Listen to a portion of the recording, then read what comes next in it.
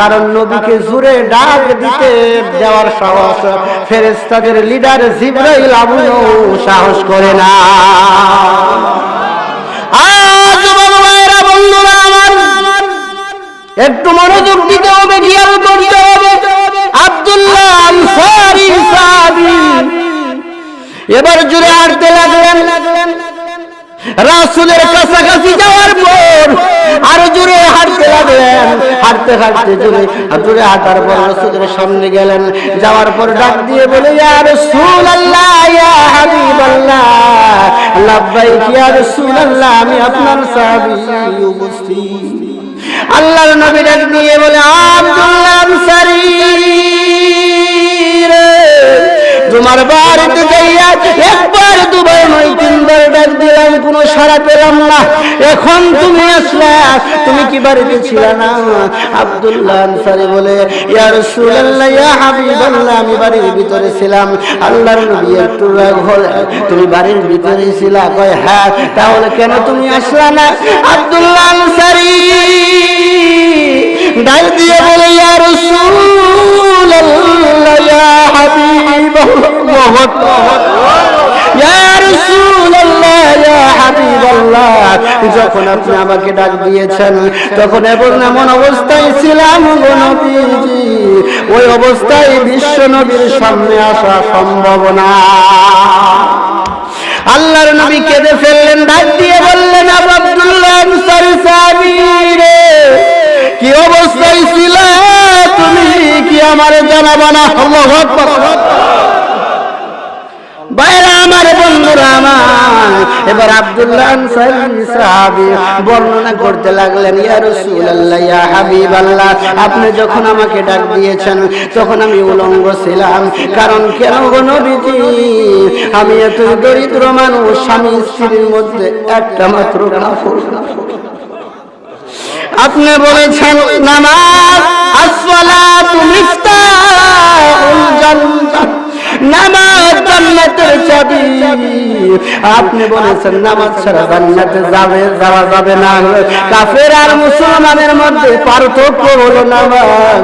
যেই দিন আপনি নামাজের বয়ান করেছেন, যেই দিন আপনি নামাজ পড়ার হুকুম করেছেন গো নবীজি, ওই দিন থেকে নামাজ পড়েছি। নামাজ পড়লে তো 17 টাকা ফরজ, ঠিক কিনা বলেন? ইয়া রাসূলুল্লাহ, ইয়া হাবিবাল্লাহ, মসজিদে যখন হযরত বেলাল আযান দেয় আমি ঘরে বসে থাকতে পারি না, কাপড়টা পরে আমি মসজিদে নববীতে নামাজের জন্য চলে যাই। ইয়া রাসূলুল্লাহ, ইয়া হাবিবাল্লাহ, কিন্তু কাপড় মাত্র একটা, ঘরের ভিতরে একটা গর্ত করেছি, ওই গর্তে আমার বিবিকে আমি উলঙ্গ অবস্থায় রেখে যাই। ইয়া রাসূলুল্লাহ, ইয়া হাবিবাল্লাহ, আপনার পিছনে নামাজ পড়ে সময় দিতে পারি, কারণ আমার উপর শুধু নামাজ ফরজ নয়, আমার বিবির উপরও নামাজ ফরজ। কথা বলেন ঠিক কিনা? ইয়া রাসূলুল্লাহ, ইয়া হাবিবাল্লাহ, নামাজ শেষ করে আমি যখন বাড়ির দিকে চলে আসি, ইয়া রাসূলুল্লাহ, পোশাকটা খুলে আমার বিবিকে দেই, আমি এই গর্তের ভিতরে উলঙ্গ অবস্থায় বসে থাকি। ইয়া রাসূলুল্লাহ, ইয়া হাবিবাল্লাহ, এক কাপড়ে দুজন নামাজ পড়ি, এরপরে আমার আল্লাহর হুকুম নামাজ ছাড়িল। আল্লাহর নবী ডাক দিয়ে, আবু আইয়ুব আবু আব্দুল্লাহ আনসারী সাহাবী, এইভাবে যারা নামাজকে কায়েম করলো, নামাজ পড়লো, তারাই জান্নাতের মেহমান হয়ে গেল। ভাইরা আমার, বন্ধুরা আমার, নামাজ পড়া দরকার আছে কি আছে না? নামাজ ছাড়া জান্নাতে যাওয়া কি যাবে?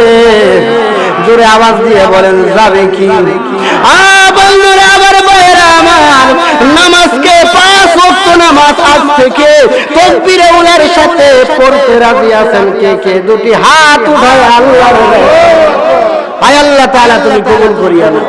সকলে হাত নামান। আমার বন্ধুরা, আমার যে কথা বলতেছিলাম, তৃতীয় নাম্বার আমার আল্লাহ তাআলা বলেন ওয়া ইউকিমুনাস সালাত, চতুর্থ নাম্বার হলো ওয়া ইউতুনাজ যাকাত, যাকাত আদায় করে দাও, যাকাত আদায় করে দাও। আজকে আমাদের দেশে দেখা যায় যাকাত হয়েছে, অনেক টাকা আদায় করে না, এমন লোক আছে কি আছে না? যাকাত যে আদায় করে না তার সম্পদ পবিত্র থাকে না, কারণ যাকাত হলো গরিবের হক, আমার আল্লাহ দিয়েছে। কথা বলেন ঠিক কিনা? যাকাত আমরা আদায় করতে রাজি আছে কি? জোরে আওয়াজ দিয়ে বলতে হবে, রাজি আছে? কার হুকুম যাকাত আদায় করা? দুঃখের সাথে বলতে হয় যাকাত তো আদায় করেই না, সুদের পর আবার টাকা লাগে। আছে না? কথা বলেন না। যাকাত হলো ধনীর কাছ থেকে নিয়ে গরিবরে দাও। সুদ কি? গরিবের কাছ থেকে ধনীর আরো ঠিক কি না? আল্লাহ ভাইরা আমার, বন্ধুরা আমার, চতুর্থ নাম্বার আমার আল্লাহ তাআলা বলে ওয়ায়ুতুনাজ যাকাত, যাকাতকে আদায় করে দাও। সংক্ষিপ্তভাবে শেষ করে দিচ্ছি, আমি লম্বা করব না, কারণ রাত্র অনেক হয়ে যাইতেছে। পঞ্চম নাম্বারে আমার আল্লাহ তাআলা বলতেছে ওয়ায়ুতিউনাল্লাহ,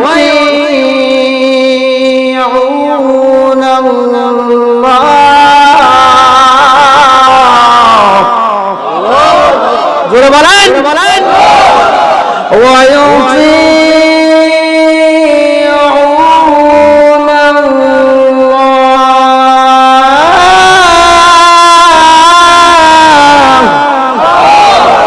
কার আনুগত্য করব আমরা? না কোন শয়তানের? জীবনের সকল ক্ষেত্রে আনুগত্য করব কার? জীবনের সকল ক্ষেত্রে আইন মানব কার? জীবনের সকল ক্ষেত্রে ভয় করব কাকে? না কোন মন্ত্রী, মিনিস্টার, মেম্বার, চেয়ারম্যান, কোন নেতা। কাকে ভয় করব? ইত্তাকুল্লাহ, আল্লাহকে ভয় করব। কথা বলেন ঠিক কি? আমার আল্লাহ তাআলা বলে আমি আল্লাহ তাআলার আনুগত্য করো। ওয়ায়ুতিউনাল্লাহ ওয়া রাসূলাহ, আমার নবীর আনুগত্য করো কার? আমার আল্লাহ তাআলা রব্বুল আলামিন বলেন আমি আল্লাহর আনুগত্য করো। আমি আল্লাহকে মানার সাথে সাথে আমার হাবিবুল্লাহকে মানো, কারণ আমি আল্লাহকে শুধু মেনে তুমি জান্নাতে যাইতে পারবে না। কেন না? আমি আল্লাহকে মানতে হবে আমার নবীর তরিকা। জোরে বলেন ঠিক কিনা? বন্ধুরা আমার, ভাইরা আমার আল্লাহ তাআলা বলে আমি আল্লাহর আনুগত্য করো জীবনের সকল ক্ষেত্রে, আনুগত্য করো তোমার ব্যবসার ভিতরে, আমি আল্লাহর হুকুম মানো মসজিদের ভিতরে। আজকে দেখা যায় আমি মসজিদে গিয়ে আল্লাহ তাআলার হুকুম পালন করি, আমার ব্যবসার ভিতরে আমার আল্লাহর আনুগত্য না। আছে না এরকম? বন্ধুরা আমার, ভাইরা আমার, খেয়াল করে শুনতে হবে। জীবনের সকল ক্ষেত্রে আওয়াজ দিয়ে বলবেন আনুগত্য চলবে কার? রাসূলের আনুগত্য। আল্লাহর আনুগত্য করার পর আমরা রাসূলের আদর্শের আনুগত্য করব, ঠিক কিনা? সাহাবী আজমাইল কেমন আনুগত্য করেছেন? সাহাবী আজমাইল কেমন নবীর আদর্শ মেনেছেন? জীবন দিতে প্রস্তুত ছিলেন, কিন্তু রাসূলের আদর্শ ছাড়তে তারা রাজি না। সুবহানাল্লাহ। ভাইরা আমার, বন্ধুরা আমার, সাহাবী আজমাইল জীবন দিতে প্রস্তুত ছিলেন, জীবন দিতে প্রস্তুত ছিলেন, কিন্তু রাসূলের আদর্শের বাইরে যেতে তারা প্রস্তুত ছিলেন না। জীবন দিতে প্রস্তুত ছিলেন, ঈমান দিতে তারা রাজি ছিলেন, ঠিক কিনা? কিন্তু আমাদের অবস্থা ঈমানে একেবারে দুর্বল। ব্যবসা করি, ব্যবসার ভিতরে আল্লাহর ভয় নাই। আমি চাকরি করি, চাকরির ভিতরে আল্লাহর ভয় নাই। কোন কাজের মধ্যে আল্লাহর ভয় নাই, আল্লাহর আনুগত্য করি না। মন গড়া জিন্দেগি চলি, মন গড়া জিন্দেগির ভিতরে আল্লাহ তাআলা জান্নাত দিবে না। জান্নাত দিবে একমাত্র আল্লাহর আদর্শ নবীর তরিকার মানার উপরে। আমার বন্ধুরা আমার, সাহাবী আজমাইলের আনুগত্য ছিল কেমন? সংক্ষেপে একটু বর্ণনা করব, বিস্তারিত বলার সময় নাই। আমার বন্ধুরা একটু খেয়াল করে শুনতে হবে। আল্লাহর নবীর প্রিয় সাহাবী হযরতে আবু বকর, প্রিয় সাহাবী হযরতে ওমর, প্রিয় সাহাবী উসমান, হযরতে আলী, আল্লাহর নবী যেদিন মক্কা বিজয় করলেন, মক্কাতে আসলেন, আসার পর পরামর্শ করলেন, আমার সাহাবীরা মক্কা থেকে একদিন আল্লাহর হুকুমে পালিয়ে মদিনায় গিয়েছিলাম। এই মক্কাতে আমি 2 রাকাত নামাজ শান্তি মতো পড়তে পারি নাই। যখন আমি রুকুতে গিয়েছি, সিজদাতে গিয়েছি রে, কাফেররা উটের নারী ভরি আমার গলায় পেঁচিয়ে দিয়েছে। বন্ধুরা আমার, আল্লাহর নবী ডাক দিয়ে বলে, সাহাবীরা রে, আজকে আল্লাহ তাআলা আমাকে মক্কা বিজয় দান করেছেন। একজন আযান দাও, আযান দিলে আমি প্রাণটা ভরে মনটা ভরে কাবা শরীফের কাছে 2 রাকাত নামাজ পড়ব। জোরে বলেন সুবহানাল্লাহ। ভাইরা আমার, বন্ধুরা আমার, এবার সকলেই বসলেন, পরামর্শ হতে লাগলো কে আযান দিবে। এখন আযান দিবে কে?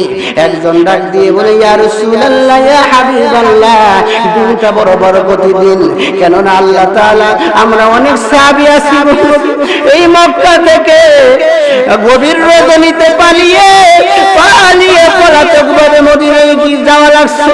আজকে যেহেতু মক্কা আমাদের আয়াতে আল্লাহ তাআলা দিয়েছে, ইয়া রাসূলুল্লাহ, ইয়া হাবিবাল্লাহ, দিনটা হলো বিজয়ের দিন, আযান দিবে কে? একজন ডাক দিয়ে বলে, ইয়া রাসূলুল্লাহ, আজকের বিজয়ের আযান দিবে হযরতে আবু বকর। বলা হইল কেন আবু বকর দিবে আযান কেন? সাহাবীরা ডাক দিয়ে বলে, ইয়া রাসূলুল্লাহ, ইয়া হাবিবাল্লাহ, হযরতে আবু বকরের প্রশংসা করে আপনি তো বলেছেন আবু বকর এত দামি সাহাবী, জান্নাতে যখন যাবে সমস্ত জান্নাতগুলি তাকে নেওয়ার জন্য ডাকতে থাকবে। ইয়া রাসূলুল্লাহ, ইয়া হাবিবাল্লাহ, আবু বকর এমন দামি সাহাবী, আপনি তো প্রশংসা করে বলেছেন যেদিন এই মক্কা থেকে হিজরত করে আপনি মদিনায় যাবেন, ইয়ার 6 মাস আগে আবু বকরকে আপনি বলেছিলেন। আরেক riwayate আছে 2.5 বছর আগে, এক riwayate 6 মাস, আরেক riwayate 2.5 বছর। বন্ধুরা আমার, আল্লাহর নবী বলেছিল আবু বকর রে, মক্কা থেকে হিজরত করা লাগবে, আর হিজরতের সাথী হবে তুমি আবু বকর। বন্ধুরা আমার, যেই রাত্রে আল্লাহর হুকুম আসলো, আল্লাহর নবী হিজরতের জন্য রওনা হলেন।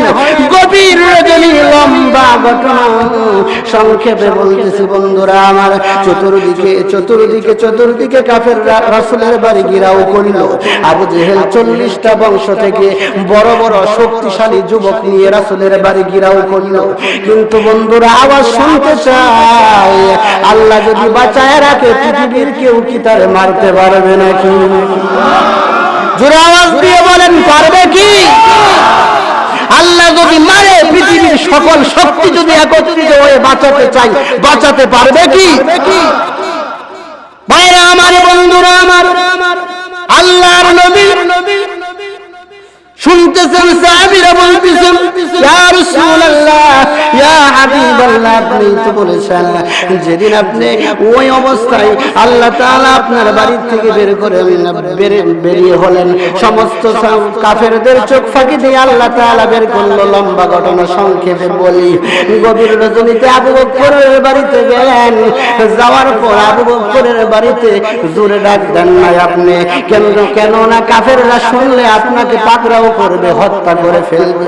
ইয়া রাসূলুল্লাহ, ইয়া হাবিবাল্লাহ, আপনি আস্তে করে ডাক দিয়েছিলেন গভীর রজনীতে। একটা ডাক দেওয়ার সাথে সাথে আবু বকর দরজা খুলে গাঁটটি নিয়ে লাব্বাইক ইয়া রাসূলুল্লাহ বলে উপস্থিত। আল্লাহু আকবার। আল্লাহর নবী অবাক হয়ে গেলেন, ডাক দিয়ে বললেন, আবু বকর, একটা ডাক দিলাম গভীর রজনীতে, এই রজনীতে তো একটা ডাক দিলে এত গভীর রাত্রে ঘুম থেকে ওঠার কথাই না, কিন্তু ডাকটা দেওয়ার সাথে সাথে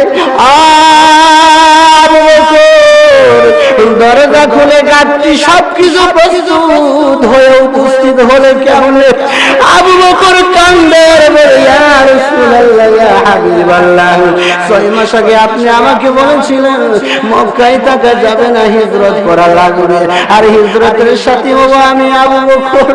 ইয়া রাসূলুল্লাহ ইয়া হাবিবাল্লাহ, আল্লাহর কুদরত কসম খেয়ে বলি ওই দিল থেকে আবু বকর এই একটি রজনী ও বিছানায়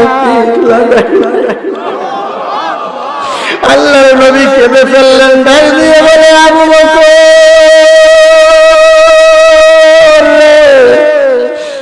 আমি নবীর জন্য তুমি এত বড় ত্যাগ স্বীকার করলে।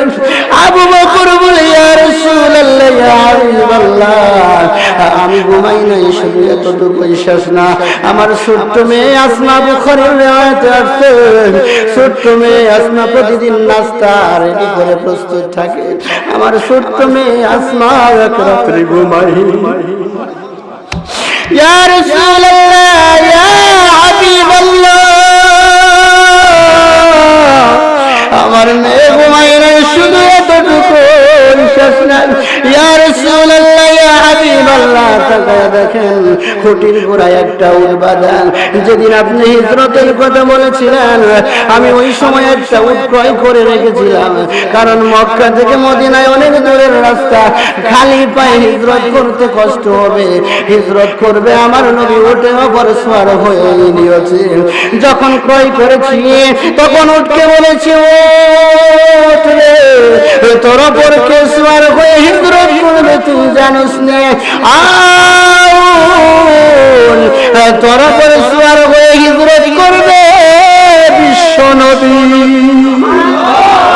ইয়া রাসূলুল্লাহ ইয়া হাবিবাল্লাহ, যখন আমি উঠকে এই কথা বলেছি গো নবীজি, আমি গভীর রজনীতে দরজা খুলে তাকাইয়া দেখি উঠো ঘুমাই না, গভীর রজনীতে আপনার দিকে তাকাইয়া থাকে। উঠ বলে বলে বাবা আমার নবী কখন আসবে, তখন যদি আমি ঘুমিয়ে থাকি নবী কষ্ট পাবে। ইয়া রাসূলুল্লাহ ইয়া হাবিবাল্লাহ, চতুষ্পদ প্রাণী যদি আপনার মহব্বত না ঘুমায়, আপনার সাহাবী আবু বকর কেমনে বিছানায় পিঠ লাগায়। ইয়া রাসূলুল্লাহ ইয়া হাবিবাল্লাহ, আল্লাহর নবী ডাক দিয়ে বলে আবু বকর এত বড় ত্যাগ স্বীকার করলা, এত কষ্ট করলা, তোমারে কি পুরস্কার দিব? আমি আমার আল্লাহর কাছে দোয়া করি আবু বকরের সফর মক্কা থেকে শুরু হইতেছে, মদিনায় গিয়ে শেষ হবে না, আবু বকরের সফর শেষ হবে জান্নাতের ভিতরে গিয়ে। ভাইরা আমার, বন্ধুরা আমার, কেমন আনুগত্য তারা করেছে, জীবনকে বাজি রেখে করেছে, বর্ণনা দেওয়ার সময় নাই, খেয়াল করে একটু শোনেন, সংক্ষেপে শেষ করে দিব।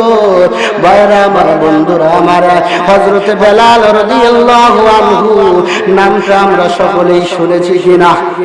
সকলেই জোরে বলেন শুনেছি কিনা? ভাইরা আমার, বন্ধুরা আমার, যেই কথা বলেছিলাম আল্লাহর নবী বললেন তোমরা আরো অনেকেই খেয়াল পেশ করো, কে আযান দিবে, আরেকজন দাঁড়ায় বলে ইয়া রাসূলুল্লাহ ইয়া হাবিবাল্লাহ, আজকের বিজয়ের দিনে আযান দিবে হযরতে উমর। সুবহানাল্লাহ। বলা হলো কেন? সাহাবীরা বলে ইয়া রাসূলুল্লাহ ইয়া হাবিবাল্লাহ, আপনি তো উমরের ব্যাপারে বলেছেন লাউ কানা নাবিয়াল লাকা আনা উমর। আপনিই তো বলেছেন উমর এমন একটা ব্যক্তি, আপনি হলেন বিশ্বনবী খাতামান নবিয়্যিন, আপনি হলেন শেষ নবী, কিন্তু আল্লাহ তাআলা যদি আপনাকে শেষ নবী না বানাইতো, আপনার পরেও যদি নবী পাঠাইতো, আমার আল্লাহ তাআলা উমরকে নবী বানায়া পাঠাইতো। ভাইরা আমার, বন্ধুরা আমার, এতটুকু বিশ্বাস না, একদিন জিবরাইল আমিন আলাইহিস সালাম আয়েশা ডাক দিয়ে বলে ইয়া রাসূলুল্লাহ ইয়া হাবিবাল্লাহ, আপনি যদি অনুমতি দেন আপনার সাহাবী উমরের একটু প্রশংসা করতে চাই। সুবহানাল্লাহ। কার প্রশংসা? জোরে বলেন কার? নবী কইছে উমরের প্রশংসা করতে চাও? কয় আপনি অনুমতি দিলেন। ফেরেশতা সাহাবীর প্রশংসা করতে চাইতেছে, এতে নবী খুশি না বেজার বলেন তো? নবী বললেন আচ্ছা তোমাকে অনুমতি দিলাম, করো। জিবরাইল কয় বেয়াদবি মাফ করবেন, সময়টা বলে দেন। সুবহানাল্লাহ, আপনি সময়টা বলে দেন, কত সময় করবেন? নবী বললেন ইয়াউমুন ওয়াহিদ, একদিন দিলাম। জিবরাইল কয় হবে না। সুবহানাল্লাহ করবেন না? সাবউন ওয়াহিদ, এক সপ্তাহ দিলাম। জিবরাইল কয় নবী হবে না। জোরে বললেন, আরো জোরে, সবটুকু আওয়াজ দিয়ে কণ্ঠের। নবী বললেন শাহরুন ওয়াহিদ, এক মাস দিলাম। জিবরাইল কয় নবী হবে না, এক মাসে আমার। সাইনুন ওয়াহিদ, এক বছর। জিবরাইল কয় তাতেও হবে না। আল্লাহর নবী বলেন জিবরাইল, আমার সাহাবী উমরের প্রশংসা তুমি করতে চাও, এক সপ্তাহ হবে না, এক মাস হবে না, এক বছর তুমি করতে পারবে না। কতদিন সময় তোমাকে দিলে তুমি প্রশংসা করতে পারবে? জিবরাইল আমিন ডাক দিয়ে কই ইয়া রাসূলুল্লাহ, ইয়া হাবিবাল্লাহ, আমি যদি আপনার সাহাবী উমরের প্রশংসা করি, একদিন করলে মনের তৃপ্তি হবে না, প্রশংসা করে শেষ করা যাবে না। আমাকে কমপক্ষে 900 থেকে 950 বছর দেওয়া লাগবে। উমরের মর্যাদা কত বেশি, কম না বেশি? ভাইরা আমার, বন্ধুরা আমার, আবার খেয়াল করো। আরেকজন সাহাবী বলে ইয়া রাসূলুল্লাহ, ইয়া হাবিবাল্লাহ, আপনি ইয়া রাসূলুল্লাহ, ইয়া হাবিবাল্লাহ, আজকের বিজয়ের আযান দিবে হযরতে উসমান। জোরে জোরে বলেন সুবহানাল্লাহ। কেন উসমান আযান দিবে? ইয়া রাসূলুল্লাহ, ইয়া হাবিবাল্লাহ, আপনিই তো বলেছেন সমস্ত নবীদের একজন বন্ধু থাকবে জান্নাতের ভিতরে, আর আপনার বন্ধু থাকবে জান্নাতের ভিতরে হযরতে উসমান। খেয়াল চাওয়া হলো। আবার সকলেই বললি, আরেকজন লোক দাঁড়ায় বলে ইয়া রাসূলুল্লাহ, আজকের দিনে আযান দিবে হযরতে আলী। কেন হযরতে আলী আযান দিবে? সাহাবীরা দিয়ে বলে ইয়া রাসূলুল্লাহ, ইয়া হাবিবাল্লাহ, আপনিই তো বলেছেন আনা মাদিনাতুল ইলমি ওয়া আলিয়ুম বাবুহা। ইয়া রাসূলুল্লাহ, আপনিই তো বলেছেন আপনি হলেন ইলমে দ্বীনের শহর, আর এই ইলমের দরজা হলো হযরতে আলী। ইয়া রাসূলুল্লাহ, ইয়া হাবিবাল্লাহ, আল্লাহর নবী এবার আল্লাহ তাআলার দরবারে হাত উঠাইলেন, ইয়া রাব্বুল আলামিন, আজকের বিজয়ের দিনে আযানটাকে দিবে আমি নবী বলবো না, আপনি আরশের উপর থেকে ফয়সালা করে দিবেন। বন্ধুরা আমার, আল্লাহ তাআলা রাব্বুল আলামিনের দরবারে হাত উঠানোর পর আল্লাহ ডাক দিয়ে বলেন, ও আমার হাবিবুল্লাহ, আজকের বিজয়ের দিনের আযান আবু বকরের কণ্ঠে হবে না, আজকের বিজয়ের দিনের আযান উমরের কণ্ঠে হবে না, আজকের বিজয়ের দিনের আযান উসমানের কণ্ঠে হবে না, আজকের বিজয়ের দিনের আযান আলীর কণ্ঠে হবে না। আল্লাহ তাআলা ডাক দিয়ে বলে, ও হাবিবুল্লাহ, আজকের বিজয়ের আযান দিবে হাবশার কালো বেলা। এই বেলা কেমন বেলা রে বন্ধু, একটুখানি খেয়াল করে শুনেন কেমন বেলাল, এত দামি বেলাল, এত দামি বেলাল রে বন্ধু। আল্লাহর নবী ডাক দিয়ে বলে, বেলাল তুমি চেহারা কালো, তোমার চেহারা অনেক কালো। পৃথিবীর ইতিহাসের মধ্যে যত কালো মানুষের নাম লেখা হয়েছে, এর মধ্যে উন্নত ধরনের কালো মানুষ হলো হযরত বেলাল। আল্লাহর নবী বলে, বেলাল তুমি কালো, মদিনার লোকেরা তোমার তোমার কালো কাউয়া বলে ডাকে, হাফসি গোলাম যাবে গোলাম বলে ডাকবে, তোমার মনে কি কষ্ট লাগে? বেলাল কয় না গো নবী, কষ্ট লাগে না, কারণ হলো আমি বেলাল কালো হইলেও আমার নবী পেয়েছি অনেক সুন্দর। সুন্দর না রে বন্ধু আমার নবী, এত সুন্দর ছিল রে বন্ধু, আমার নবীর সৌন্দর্য আসমানের চাঁদকে হার মানিয়ে দিত। পৃথিবীর যত সৌন্দর্য আছে সমস্ত সৌন্দর্যকে হার মানিয়ে আমার নবীর সৌন্দর্য ছিল সবচেয়ে বেশি সৌন্দর্য, ঠিক কিনা ভাইরা আমার, বন্ধুরা আমার? বেলাল কান্দে আর বলে না গো নবী, মনে কষ্ট না। আল্লাহর নবী ডাক দিয়ে বলে, বেলাল তোমার একটা শুভ সংবাদ শোনায়া যায়, তুমি খেয়াল করে শোনো। বেলাল শুনতে লাগলেন, আল্লাহর নবী বলতে লাগলেন, নবী ডাক দিয়ে বলে, বেলাল রে, কিয়ামতের কঠিন ময়দান এমন হবে, মা সন্তানের পরিচয় দিবে না, সন্তান মার পরিচয় দিবে না, অনেক কঠিন ময়দান হবে রে বেলাল। ওই কঠিন ময়দানে সমস্ত নবীরা নাফসি নাফসি বলবে, গ্রামের মধ্যে হাবুডুবু খাইতে শুরু করবে। ওরে বেলাল শোনো, ওই দিন আদম আলাইহিস সালাম নবীদের কাফেলা নিয়ে জান্নাতের গেটের মধ্যে যাবে, যাওয়ার পরে ডাক দিয়ে বলবে, রিদওয়ান রে, জান্নাতের দরজা খোলো। রিদওয়ান হলো জান্নাতের দারওয়ানের নাম। বাইরে আমার, বন্ধুরা আমার, জান্নাতের দরজা খোলো। রিদওয়ান বলবে, আপনি কে? তিনি বলবেন, আমি আউয়াল, মানে প্রথম মানুষ আমি, সমস্ত নবীদের আগের নবী আমি। পৃথিবীতে আল্লাহ তাআলা প্রথম পাঠিয়েছে আমার, আমি হলাম আদি পিতা। আমাদের আদি পিতার নাম কি জোরে বলেন? আমি হলাম আদি পিতা। আপনার পিছনে কে? আমার পিছনে ইব্রাহিম, আমার পিছনে শীষ, আমার পিছনে ইব্রাহিম খলিলুল্লাহ, আমার পিছনে ঈসা রূহুল্লাহ, আমার পিছনে এইরকম এইরকম নবী, সমস্ত নবীরা আছে। রিদওয়ান নাম শোনার পর ডাক দিয়ে বলবে, ইয়া রাসূলুল্লাহ, ও গো আল্লাহর নবী আদম, আপনাদের কাফেলার ভিতরে তো মুহাম্মদুর রাসূলুল্লাহর নাম পেলাম না। আল্লাহু আকবার। আদম নবী বলবে, ও রিদওয়ান মনে কষ্ট নিও না, আদম আল্লাহর নবী, বিশ্ব নবী মুহাম্মদুর রাসূলুল্লাহ না থাকলেও তার অনুমতি আছে।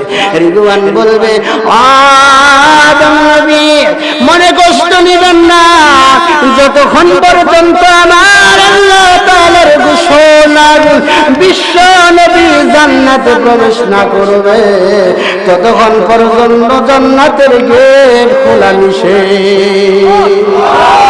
এটি হলো একটা রাওয়ায়াত।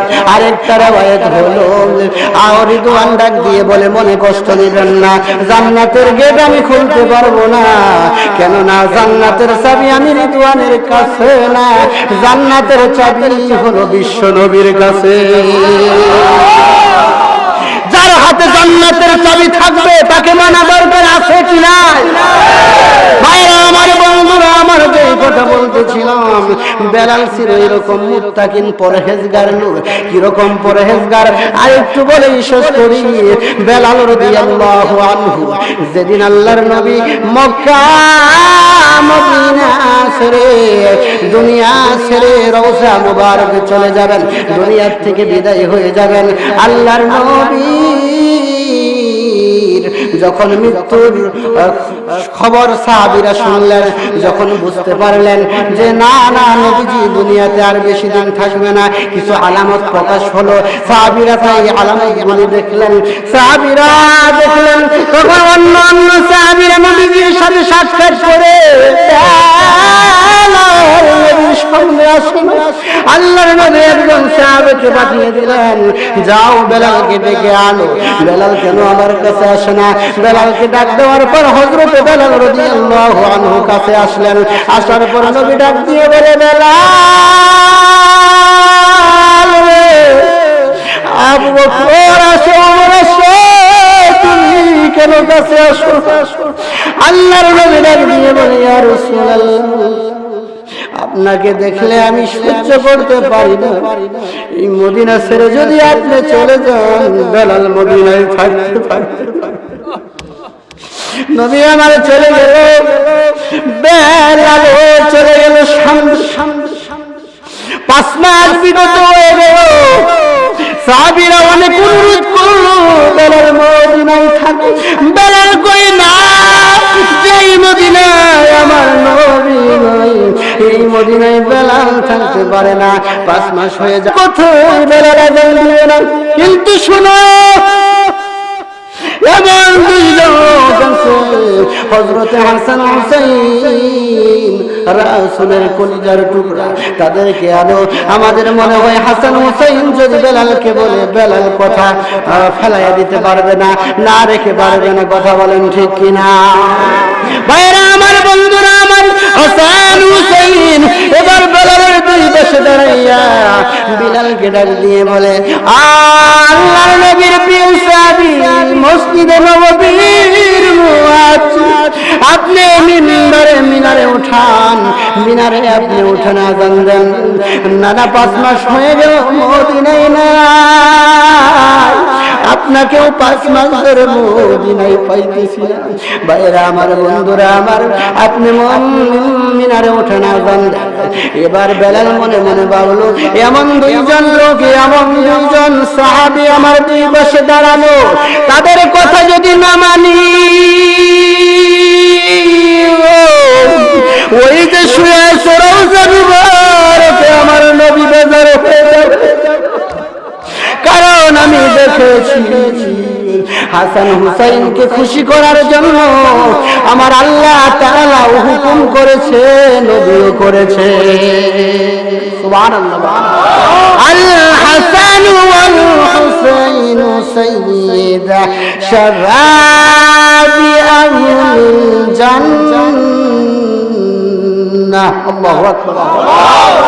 এবার হাসান হুসাইনের অনুরোধে এবার বেলাল রাদিয়াল্লাহু আনহু মসজিদে নববীর মিনারে উঠলেন, আযান শুরু করে দিলেন।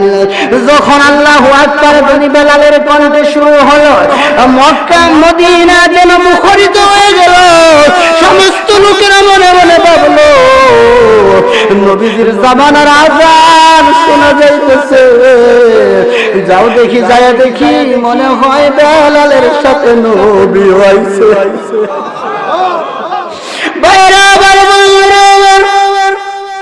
মা ফাতেমা ডাক দিয়ে বলে, প্রাণের স্বামী, বাবা 5 মাস হয়ে গেছে মদিনায় নাই। হযরত বিলালও 5 মাসের মধ্যে নাই। বিলালের কণ্ঠের আওয়াজ পাওয়া যাইতেছে, ও স্বামী। বেলালের পিছনে মনে হয় আমার নবী। এটা ছিল মানুষের কল্পনা, মনের কল্পনা। অনেক সময় নবী পিছনে পিছনে আসতেন, বেলাল আগে আগে আসতেন। কেননা কাফেররা রাসূলের রাস্তায় কাটা পুঁতে রাখতেন। বেলাল রাদিয়াল্লাহু আনহু আগে আইসা কাটাগুলি সাফ করে দিতেন, পরিষ্কার করে দিতেন, আর আল্লাহর নবী ওই রাস্তা দিয়ে হেঁটে যেতেন। ভাইরা আমার, বন্ধুরা আমার, সময় বেশি হয়ে যাচ্ছে। আমি সকলের কাছে অনুরোধ রাখতে চাই, ওই নবীর আনুগত্য করতে আমরা রাজি আছি না নাই? জোরে আওয়াজ দিয়ে বলতে হবে, রাজি আছি না নাই? আল্লাহ বলে, ইয়া'মুরুনা বিল মা'রুফি ওয়া ইয়ানহাউনা আনিল মুনকার।